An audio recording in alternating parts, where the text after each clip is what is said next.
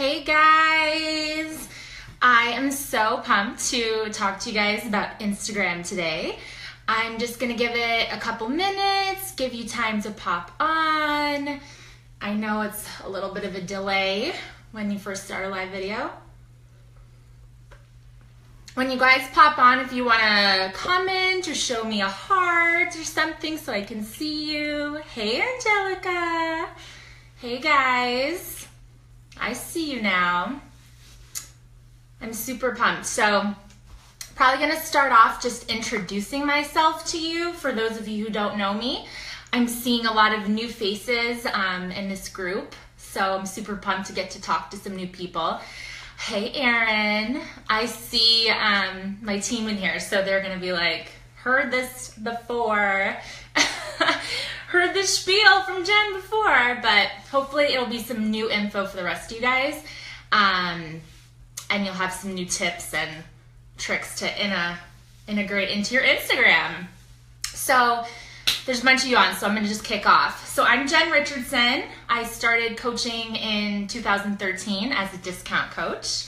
My coach, Stephanie Chico, tried to get me to work the business, and I was like, girl, I'm not interested.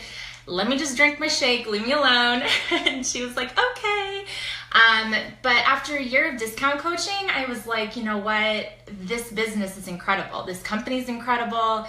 I was seeing so much opportunity everywhere from all of these other coaches that were just killing their business. And I'm like, why am I not doing this? Like, why am I not actively working this business? So I kind of had a mindset shift at the end of 2013. And I was like, I'm gonna go all in. What do I have to lose here, right? So for most of 2013, and I will tell you guys, maybe some of you in here are discount coaches or hobby coaches or aren't like 100% in your business just yet. I made a point, even as a discount coach, to share everything, like everything, every part of my journey, the ugly selfies, the discouraging pictures, the, non-scale victories, the frustration when I wanted to give up. I kind of put it all out there for people to see. Not even having a game plan, guys. Like, it wasn't even in my head, like, I should share my journey. It was kind of just like accountability for me. If I put it out there, and I to this day say this, if we put something out there, guys, people naturally wait to see if you fail. It's just human nature. So when I announced in 2013 that I was gonna go all in, I was gonna lose this 50 pounds, I was gonna get healthy, I knew there were people that watched that post and were like, let's see until she quits. Let's see how long it takes until she quits. And that's just life. So part of me was like, I'm gonna share every day of this journey of mine to kind of prove those people wrong. So it was like accountability, but it ended up being so beneficial for my business because people needed to see that transition of me starting here and working my way to here. So when I did go all in 2014, I had like a platform already kind of built for me unintentionally. So I say this to you guys so you know the importance of sharing. But we're talking about Instagram, so I'll fast forward a little bit. So 2014, I jumped all in and I told myself this will be a year of sacrifice. So we all have different goals in our business, and I think it's really important that you guys know your goal before you start working. You need to know what you want to achieve from this business. So for me, my goal was to quit my full-time job. Ali Dar, if you send me another angry face, I'm gonna come after you. I love you, I'm just kidding. I knew I wanted to quit my full-time job. I was a criminology major in college. I was like totally positive I was gonna be an undergraduate professor for criminology. Couldn't have been more wrong there. And so I was working for my dad for his company. He's an international security consultant. And so I was working for him, and I was kind of like, I love you, Dad, and I love this, but this is not what I want to do with my life. So I knew that I wanted to quit, but I knew I needed to replace that income. So I told myself 2014 was going to be a year of sacrifice, and I knew that it was going to take some hard work and effort. So what my coach told me, what Steph told me when I jumped in, is to use your Facebook, use your personal page, go through your friends list, try to figure out people to follow, to network with, put a dream team list together. So I did that. And I will be real with you guys, my warm market could not have been more uninterested in everything I was doing as far as joining me.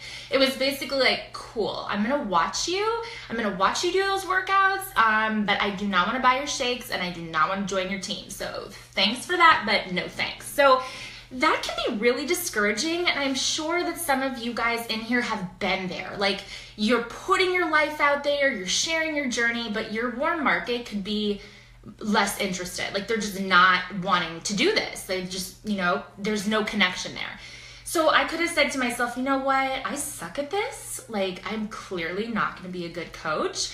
I should probably just go back to my full-time job and not focus on this coaching thing. But no, guys, that's not what we should be doing. We should think, how can I think outside of the box? And how can I do this thing even if my warm market could care freaking less? So Facebook for me didn't work because my Facebook was pretty much everyone I already knew and everyone wasn't interested. So I went to Instagram. And a couple years ago, Instagram is not what it was now. It was super basic. So we have so many more tools now that I'm going to dive into you guys a little bit today that we can use to really network on Instagram. But what I did, bare bones, basic, was I put together an interest list of all of the things about me that had nothing to do with fitness and nothing to do with Beachbody. And here's why. And this principle applies just as much as it did then as it does now. I did not want to attract other Beachbody coaches. I love y'all, but you are not going to join my team because you're already on a team. So there's no point in me posting things to try to get your attention. I want to get the attention of the people that aren't already in our network so that they will want to join me. So they will want to make me their coach and they will want to join my team. That's our goal, right? So putting together an interest list of having Beachbody being one of them, or making my post all about Shakeology, those things are not going to help me expand my network. They're not. And something I hear so often from coaches is, I feel like only other coaches are following me. I'm only attracting other network marketing companies. What am I doing wrong? And I beg you to take a look at your social media and look and see, what am I putting out there? Is my feed predominantly fitness-related Beachbody stuff? Because if it is, that is why you're attracting those people, because that's what you're putting out there. So back up a little bit, that interest list I made, and I still tell all of my new coaches to do this, and I'm telling all of you guys to do it, even if you think that you are the most boring person that ever walked the face of the earth. I guarantee you that you're not. I want you to put this interest list together. If you're a veteran coach, you've been a coach for a couple years, revamp your list. I try to revamp my interest list every couple months to reach new kinds of people. Now, with this interest list, when I started coaching, it was more like moms of babies. It was baby wearing. It was breastfeeding. It was these kinds of things. I have a 4 and a 6-year-old now, so none of those things pertain to me. So we are ever evolving people, and our interests are ever evolving. So what I want you guys to do is I want you to make a list of 10 things that you either are interested in currently and do. For example, do you go kayaking? Do you go hiking? Are you a runner? What do you do for fun outside of your life? Then think about things that are interests. What kind of shows do you watch on TV? Are you like a reality show junkie? Do you like DIY shows? Is Fixer Upper like your go-to, you must watch it? Think of things that you enjoy. Think of things that you like to watch, because those are the people you want to attract to you. You want to attract those people because those are the people you're going to click with. And I will tell you guys this. Most of the people that will one day become your customer and one day join your team, they will connect with you because of all the other things that you are posting about on social media and not necessarily fitness. I will tell you that almost all of my coaches I got from a connection that we bridged had nothing to do with me working out at all. They connected with me, and so they decided to, join me based on those other common interests. So you take this interest list, try to think of 10. I'm going to use surfing as an example because it is something that I cannot do to save my life. but I have an interest in it. So it doesn't have to be something you do. DIY is another one. I am an epic failure at DIY projects. If you guys know me, you know that I love DIY shows, but I am not necessarily a good DIYer. Like, just not. But it's an interest. So what I do is I kind of Google search hashtags that pertain to the interest. So you'll Google search surfing. Google search popular hashtags for surfing. Boom, so much stuff pops up. Now this is where it gets tedious, and I won't sugarcoat this for you guys. It's tedious, okay? But this is what I did when I started, and it's what I still do now, okay? You're gonna Google search those hashtags, you're gonna plug the hashtags into Instagram, and you're gonna search through the feed of the people using those hashtags. Now I will tell you guys, just because a hashtag sounds good does not mean that the people using it are people that you would necessarily want to connect with. And a really interesting one for me was Florida Girl. So I live in Florida. I thought, hey, I'm a girl. I live in Florida. That totally makes sense for me to use that hashtag.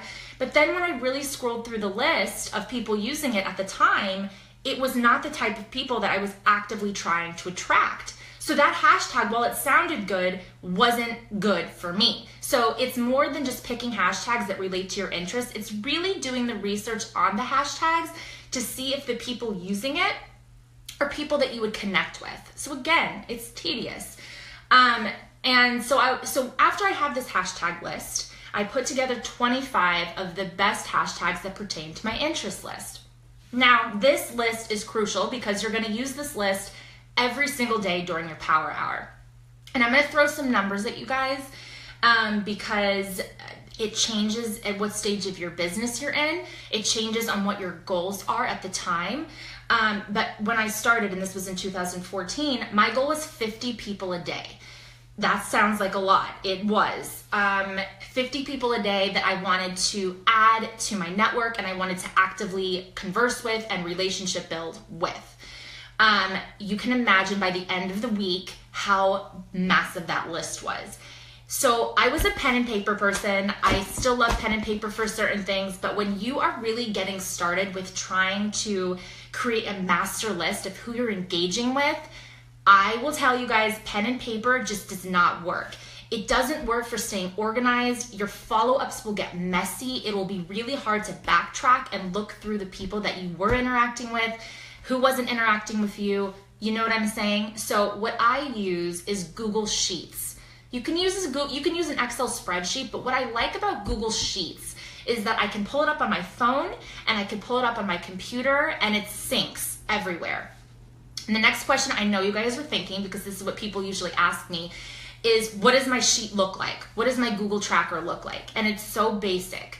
It's name of the person, and it shows it right on their Instagram, their Instagram name, okay? The date I followed them, that's the next column. Date followed up, because you want to, which I'll get into in a minute, but you want to make sure that you're going back and forth between people. So you're not going to follow up with every single person every day. None of us have the time for that. So you're going to pick and choose. So that date followed up tab is really important. And then you're going to have a note section. This note section is almost as crucial as the rest.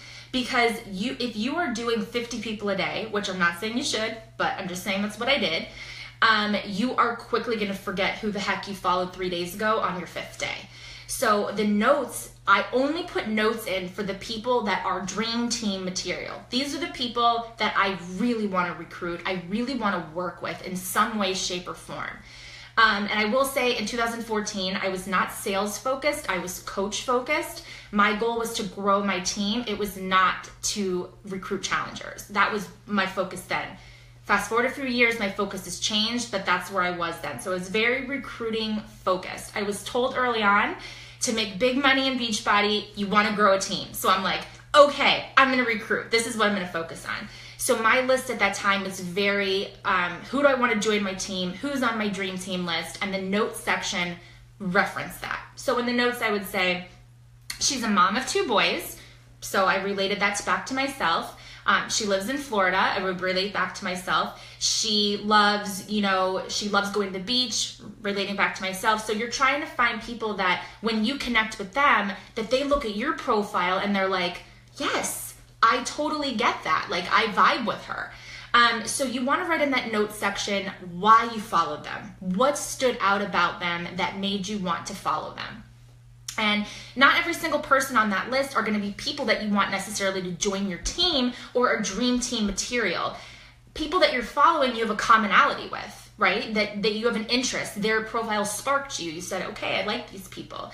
But that doesn't necessarily mean that they are people you want to go all in and try to recruit to join your team. So that notes section on that Google Tracker sheet, that Google Sheet is really going to help you figure out like who you want to focus your time on. Okay, so backing up a little bit, how am I finding these people to add them to my Google Sheet? So I would go to the hashtags, like I said, and I would try to go to 50 people a day. So if there's 25 hashtags in your hashtag list that you've compiled, you're going to go through different hashtags, maybe pick 10 or maybe pick 20, whatever feels good for you. And you're going to go through those hashtags and look for people to follow. So basic, so easy. The concept, but it's time consuming. And I'm not going to tell you guys it's not, but this is a huge part of my day. And years later, it still is a huge part of my day. Because the way I look at it is this: if I put a message out onto social media, if I put a post onto Instagram, only a small percentage of people are going to see that post. Only a small amount are going to see it. So I consider my Instagram post or my any social media post a Hail Mary, okay? I'm throwing it out there. I'm hoping people see it, but I cannot depend that Instagram is going to show it to the people that I want to see it. So by me going to these people's profiles and pages and commenting and liking their stuff, I have a 90% more chance of them coming back to my page and looking at my profile because I've gone to their page first and I'm bringing them right back to me. So your social media post is not enough. It can't be enough. You can't just be posting on Instagram or Facebook and that's going to be the deal breaker for you. It has to be behind the scenes work that you're doing. So I probably spent, I want to say like 2 hours a day just doing this, like just doing the back and forth with Instagram. I started in 2014. I believe I had like 150 followers. And now I have, I think almost 22,000, which it's not the most followers I've ever seen. It's not the biggest Instagram account ever, but I have good engagement with the people I'm working with. I'm building good relationships. And for me, that's all that matters. I don't want to have 100,000 followers of a bunch of people that don't care about what I do, don't genuinely want to connect with me. That's just not, it's just not what I want. I want really people that I'm connecting with. So that was kind of the growth and progression. I saw someone say 2 hours. Yes, 2 hours a day. That was in 2014. That was because I was in growth mode, okay? And like I said, we have to really dial back and say, what are your goals? My goal, I wanted to be a 15-star diamond coach. That was a goal for me. I wanted to be a 6-figure earner. That was a goal for me. So I had to say to myself, what do I need to do to work 10 times harder than maybe the people around me if I want these goals? Your goal might not be 15-star diamond, and I am totally not telling you it should be at all. I am not saying your goal should be a 6-figure earner at all. You might just want to make $200 a week, and that is awesome, and that is amazing, and then you should focus on that and reverse engineer your goals to get you back to what your goal is. That's why I say it's so important that any training you guys listen to, any tips you write down, if you don't know what you're going for, it won't matter, because you need to know how much time and energy to put into these activities to reach your goal at hand. So that's why I, really went all in, and I really went hard on this for 2014 and a lot of 2015. And I was able to go 15-star diamond coach. In my first year of coaching, I made 6 figures. I hit the $1 million club in 3 years. So at this level of effort, you can achieve anything. I want you guys to know that. If you work your ass off hard enough, sorry, hopefully no kids were listening. If you work hard enough, you can achieve anything. It's your level of effort that you want to put into the business, and it's where you want to focus your time and energy. And I 110% believe that. A lot of people say to me, this business is oversaturated. There's too many coaches.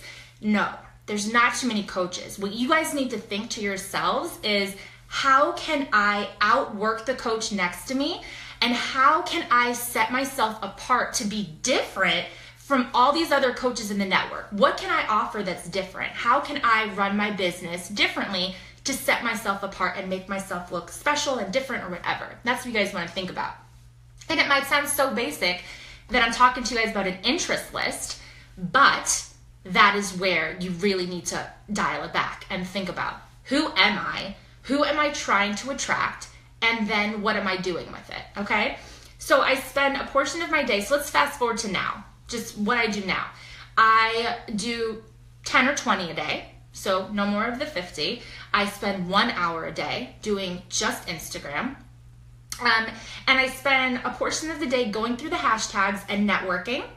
And then I spend a portion of the day on Instagram stories. And I'm not going to dive too much into Instagram stories because I think Jatana is doing Instagram stories. I'm like looking at the board later this week. So I won't dive too much into that. But my biggest thing that I do on Instagram is following people. Well, let me say this. I spent years following people because you have the best chance of getting a follow back if you are following them. So what I would do, and I did this for 2 years, I just recently stopped doing this. I would follow and I would comment on their first 3 pictures. So I would say, and like genuine comment, you know what I mean? Like a real comment. Oh, your son's adorable. Read the caption, take the time to read the caption and see what they're saying. And I would like and comment first 3 pictures, move on to the next person. But now I don't follow everybody. I'm still doing the same liking and commenting, but I'm not following only for personal reasons. I'm working on some sort of algorithm to have my follower count at a certain point to my following count. You guys don't really need to worry about that right now unless you're at a stage in your business where that pertains to you, but there is some sort of algorithm with the amount of people following versus followers. There's this tool that I use, and I am not a proponent of third-party apps anymore. Instagram had a ton of changes recently, which I'm going to talk to you guys about in a second. But with third-party apps, you have to be really careful. There's something that happened called shadow banning, and basically, if you disobey any of Instagram's policies or rules, they will block your account on certain aspects. So I was doing something incorrectly with hashtags, and so they blocked me from using hashtags, and so nobody could see the hashtags I was using. So it was really, really not good. But anyway, so Instagram, they want you to follow like a certain guideline of what you're doing. And with the hashtags, what I was just talking about, I'll kind of back up with the shadow banning. I used to teach in my trainings, and if you've listened to any of my YouTube videos, I would tell you to put that 25 hashtag list. So what I was talking about before is kind of your behind the scenes stuff that you're doing to network and engage, but what you want to put on every single post are your hashtags so that people can find you, so they can come right back to your profile and find you. And I was saying to put that hashtag list in your comments. But Instagram changed the rules around a little, and I actually, by putting my hashtags in my comments, I didn't realize was an Instagram no-no, and they blocked my hashtags. So what I do now is I do less hashtags, but I put them in the caption. And I break it up with like little dots. I know it's ugly. I hate having the hashtags in the caption, but you got to play by Instagram's rules. So this is kind of like a newer thing. But you want to have hashtags on your post. I was reading something that was saying like you have a 90% more visibility if you use 15 or more hashtags on a post, which I thought was pretty astounding. So if you're posting something and you're not using hashtags, you really want to. But yeah, I had to stop using my awesome hashtag list on every post because Instagram didn't like that. So what I do now is I look at the post itself and I look at my hashtag list and I look at how those hashtags I have in my list pertain to my post. So I'm going to use an example. The other day I posted a picture of my kids doing yoga with me. Now, yoga, Beachbody Yoga Studio, that's like my jam right now. That's what I'm really getting into. And obviously my kids are like the biggest part of my life. So I set up my hashtags so that they pertain to yoga. So I'm attracting my yogis, and then pertain to my kids. So it was like 2 sets of hashtags that pertain to the picture, but the hashtags varied.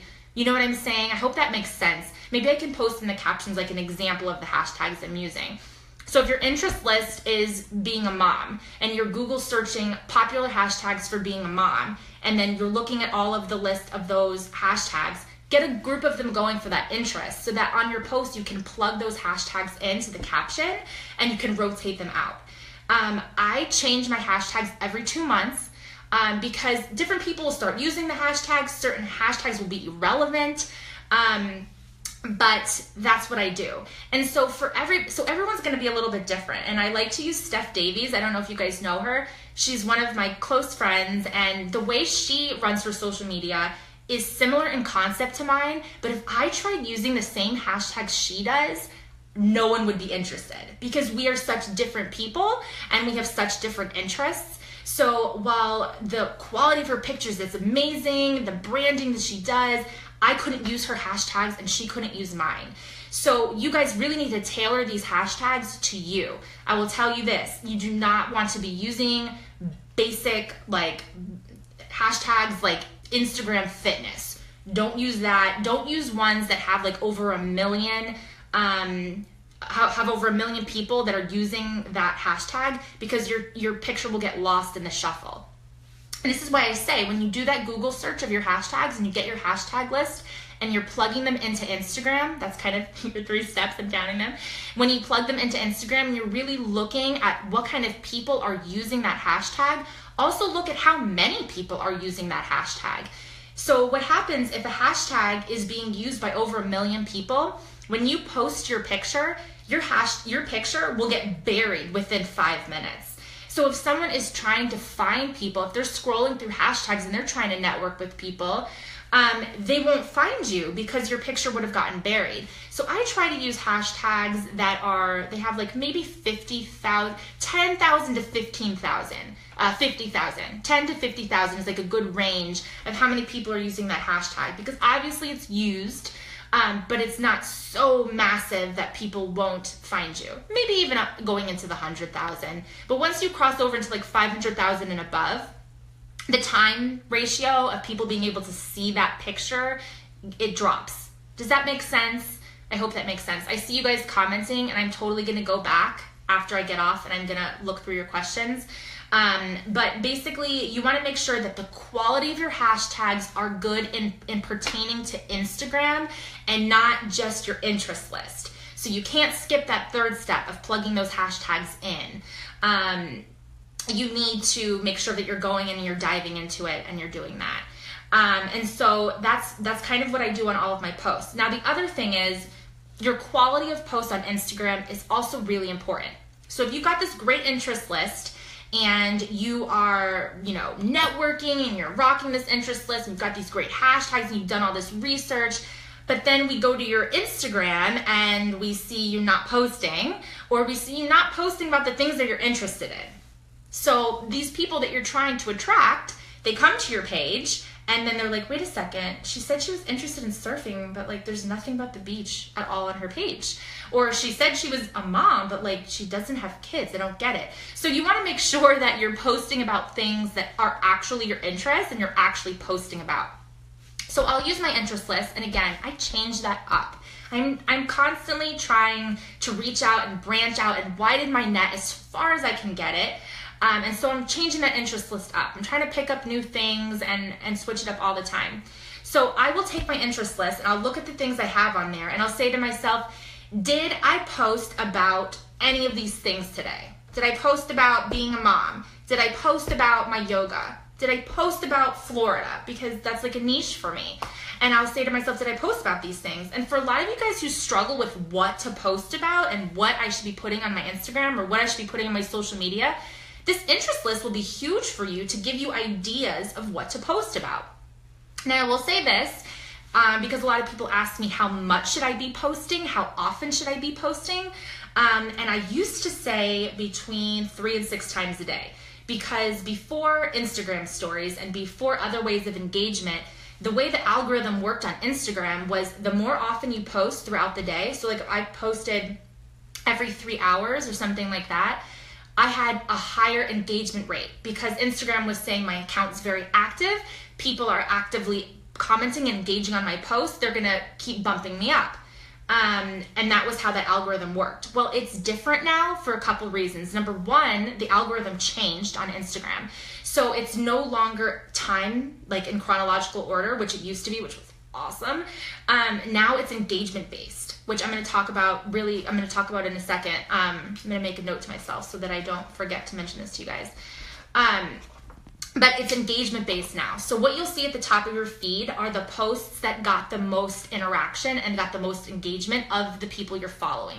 That's how it will get set up on your Instagram. So you want to make sure that you are getting engagement going so that your post is visible.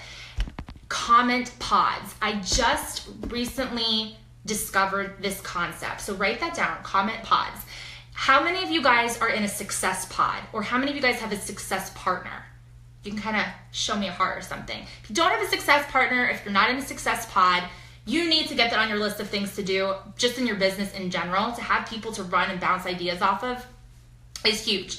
But comment pods on Instagram is massive and so huge and so important for this new algorithm of engagement, okay?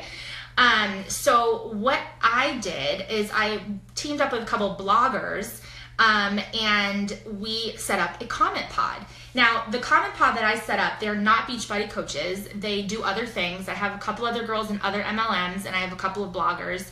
And you're in this pod. And when you post something that you want to get engagement, let's say I'm doing a call to action, okay? Or I'm posting about, a new challenge group starting or something like that. I will go into my pod and I will say, hey guys, I just posted this post. Can you please go and comment and like it and blow it up? Now, a little note for you guys, reference this algorithm. I am such a social media dork. I'm realizing this as I'm talking.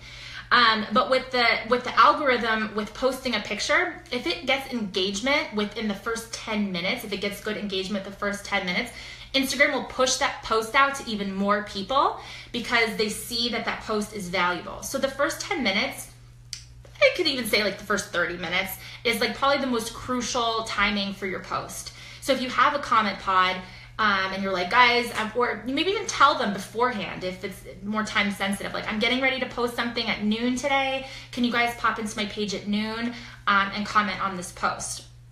And that's kind of how it works with engagement. Some of you guys might notice you go to these accounts that have like 5,000 followers, but they will get like 800 likes on a picture, or they'll get like 20 comments, and you're like, wow, how are they doing that? I don't understand how they're getting so much engagement.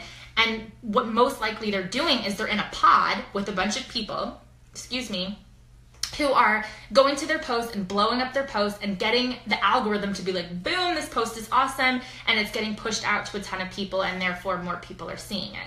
So I totally recommend comment pods.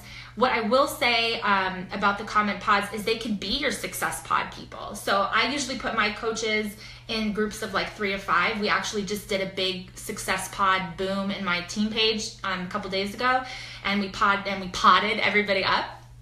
And you can totally do comment pods with your success pod too, or you don't have to. If you know someone that's a unique rep, or if you know somebody that's, in another business and you want to get a pod for this is purely for engagement, okay? These are not people that you need to team up with and hopefully attract them as a potential. This is just to get your post seen by more people. But first and foremost, what we were talking about before is you need to make sure you're setting the stage on your Instagram to attract those people to it.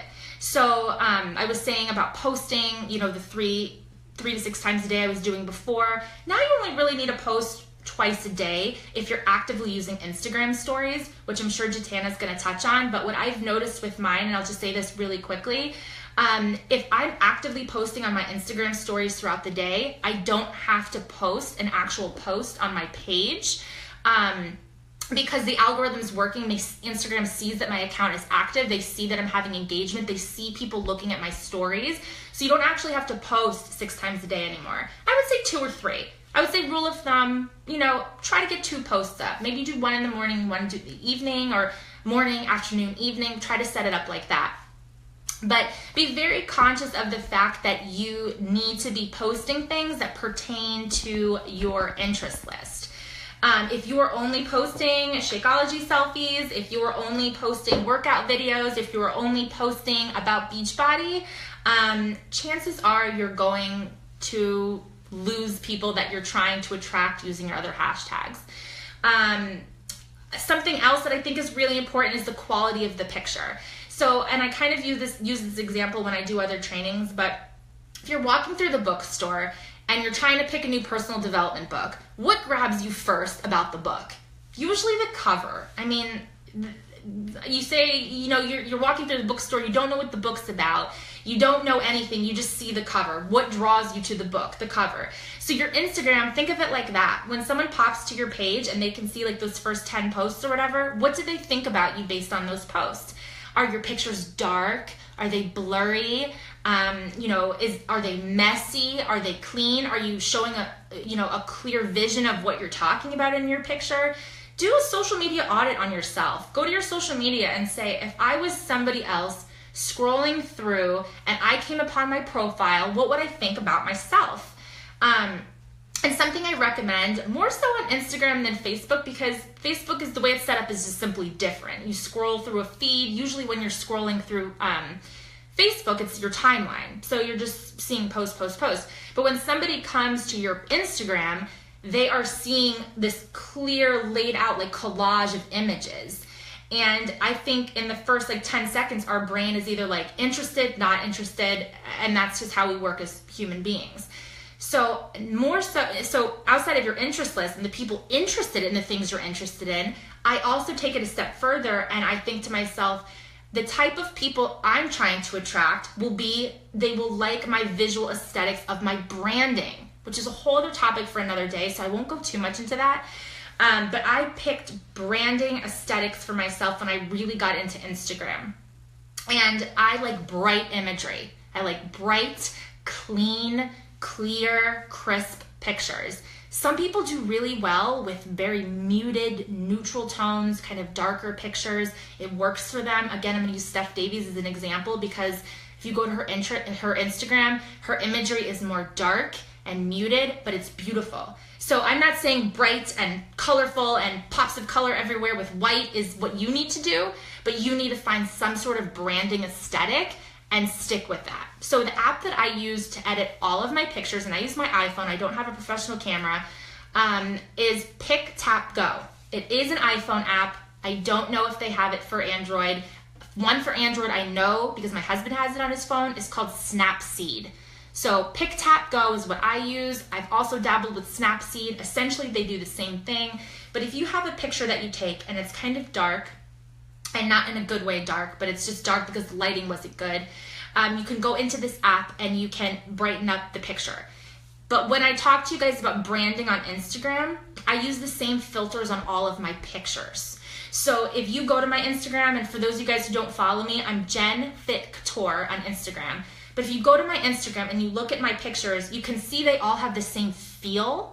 And so that's part of your branding for your Instagram, that it kind of looks the same. I use the same kind of filters, the same sort of editing tools on all of my pictures. So you might want to play around with your imagery as you really decide to jump into these things that I'm telling you to do if you don't already do them, and create a vision for what you want your Instagram to look like. Because people, our brains, the way we work, are very visual. And before they'll read your caption of your picture, which may be so clever and you've thought about it for so long, they're going to decide they want to read that caption because of the picture you took. So if the picture is clear or it has the photography aspect of it is good, you have a much greater chance of people reading your caption and not just scrolling by your picture. So a lot of people talk about social media training.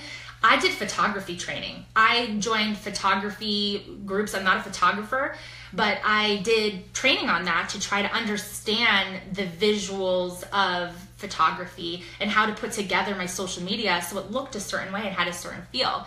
So there's multiple steps with growing your followers on Instagram. The first and foremost, I'll just kind of rehash before I wrap this up. The first and foremost is that interest list. It's finding out who you are trying to attract. Don't use that Hail Mary post to attract people. Focus on who the people you are trying to attract, okay? And then generate the hashtags that pertain to that interest list. That's your step 2. Then you're gonna find time in your day to use these tools that you've just created to network with people. Take that hashtag list and part of your power hour, go to people on that hashtag list of yours and comment and like and follow and network and engage. People need that personal connection, okay? Like they need that to connect with you to come back to your page. And then make sure you're using your hashtags on your post itself. Make sure you're switching them up. Make sure you're using hashtags that are good, that you've researched, that will bring the right people back to your page, and make sure you're putting them on your post. I use little dots. I might have said that already, I can't remember, but I use little like periods, and I do 3 in a row.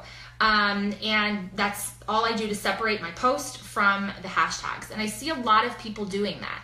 And it seems like it's more common now. You know, I was saying don't put them in the caption, put them in the comments, but you know, people know the rules of Instagram, so more people are doing it and they expect it.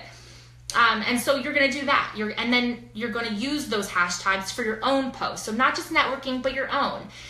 And then you're going to take it a step further and you're going to take a look at your Instagram and you're going to look at the quality of the pictures. You're going to look at the quality of the posts and you're going to go from there. So it's like a multi-step process. Before I jump off, I'm going to talk really quickly about my funnel process. So it's great. You've got these people on your Instagram. They're following you. They're interacting with you. But how does it pertain to your business? How does it pertain to Beachbody? How do you get these followers and get them over to whatever you're trying to get them to? And so what I do is I have like a 2-week process where I work with these people. Like I said, not every person you add to the Google Tracker sheet are going to be dream team people. At this point in my business, I pick 10 a month. I pick 10 a month that I want to work with, and I only take 10 girls a month onto my team. I know a lot of coaches take a lot more. I only take 10. That's just what I feel like I can mentor and that I feel good about taking. So 10 is like my magic number with my business right now. It just keeps things simple. So I'm actively like engaging with those 10 people that I'm trying to recruit through direct message. Okay, so some people bring them into email, some people bring them right over to Facebook. I keep them right there on Instagram where they're nice and comfy, and it's direct message. So what I do is after the whole comment process, you know, where you're liking and commenting, if they're back to engaging with me, I notice them liking my post, I notice them engaging on my post, I'll send them a direct message, but not about Beachbody. I never talk about Beachbody. I'll send them a message about one of their posts. So let's say they posted a picture of like a really cute dress, okay? And I'll, instead of commenting on the post, where's that dress from? I bring it into direct message and I'm like, hey, like, where's that dress from? It's really cute. I have this event coming up and I feel like it would be perfect and I love it. And you go from there, okay? And then you start the conversation. You can usually tell with the way someone responds to you in an initial conversation if they're going to give you one-word answers or if they're going to be engaging. So if someone writes back to me, Lulu's, and that's it. I'm like, okay, you know, I might try to keep going a little bit more and see if she changes her mind and decides to interact. But if she doesn't, more often than not, I mark them in yellow on my page that I highlight. And that's what I do on my Google Tracker. Red means not interested. I never delete people because I want to know that we had that connection at one time. I highlight them red. Yellow are people that are just not engaging with me. Like I want to engage with them, but they're not. They're yellow.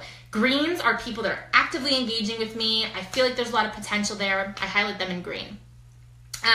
But somebody, you know, that is actively engaging with me, their conversation might go something like, oh my gosh, thank you so much. Like I got it from blah, blah, blah, da, da, da, da, da.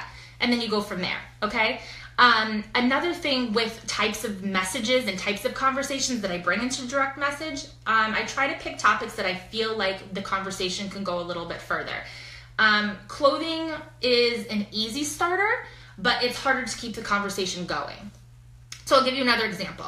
I recently had all of these thyroid issues. So not even intentionally as a niche market, but just because it was, part of my life, I started posting about thyroid stuff and connecting with other people.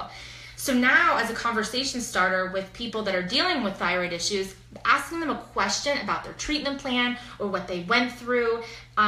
These are not even like intentional, like I'm trying to use thyroid disease to connect with these people so I can get them into a free group. It's not that. It's just an interest that if someone is actively dealing with something like that, you have a greater chance of strengthening your bond. So when you're forming your interest list, think about things that you feel really passionate about, you feel really strongly about, that when you conversations start with these people, it can go further.